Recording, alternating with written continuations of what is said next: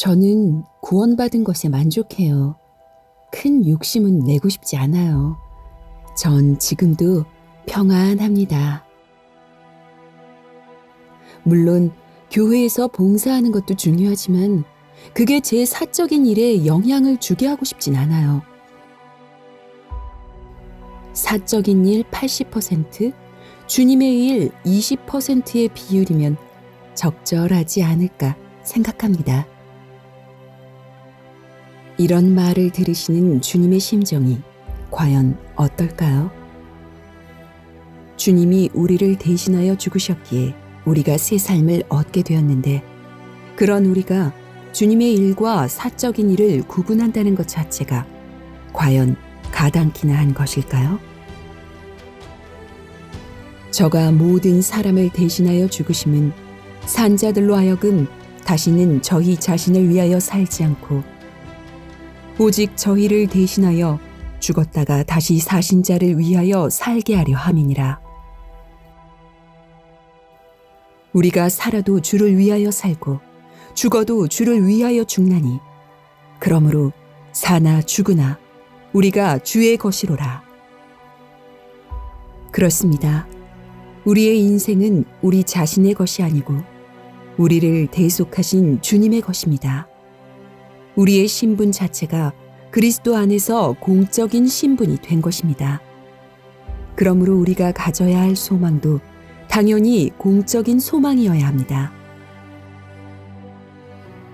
그리스도 안에서 우리에게 부어진 소망은 마지막 날 우리 영혼이 구원을 받는 것입니다. 우리가 때로는 난 이미 구원받았어 하고 말하지만 우리에겐 그리스도께서 자기를 바라는 자들에게 두 번째 나타나실 그날이 남아 있습니다. 그날에 우리는 부활할 것이고 마침내 천국에 들어갈 것입니다. 우리에게 중요한 것은 그날까지 우리 영혼을 보전하는 것입니다.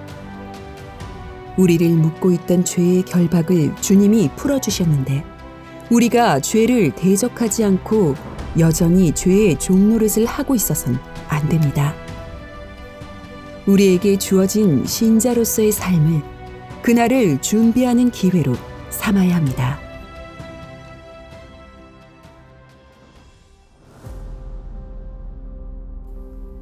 우리의 이러한 소망은 하나님의 소망과 하나로 연결됩니다. 하나님의 소망은 만물이 그리스도 안에서 통일되는 것입니다. 과연 이 소망이 이루어질 수 있을지 하늘과 땅의 모든 천사들이 의구심을 가질 때 그것이 가능하다는 것을 실제로 보여준 존재가 교회입니다.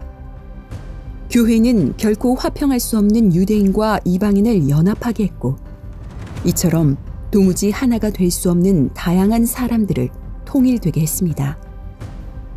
이러한 교회의 등장은 사단의 권세가 꺾였다는 사실을 보여주는 증거요. 앞으로 모든 것이 그리스도 안에서 통일되리라는 것을 알려주는 신호탄입니다. 죄 중에 있던 우리가 변화되어 그리스도와 통일된 모습을 만들어내는 것. 이는 하나님의 소망이자 우리의 공적 소망입니다.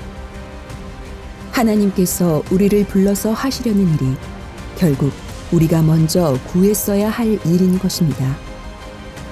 하나님께서 우리에게 주신 이 소망은 세상에서 악의 존재를 완전히 멸하고 영원한 하나님의 나라가 임하게 하는데 최고의 일조를 할 것입니다. 그러므로 항상 복종하여 두렵고 떨림으로 우리의 구원을 이룹시다.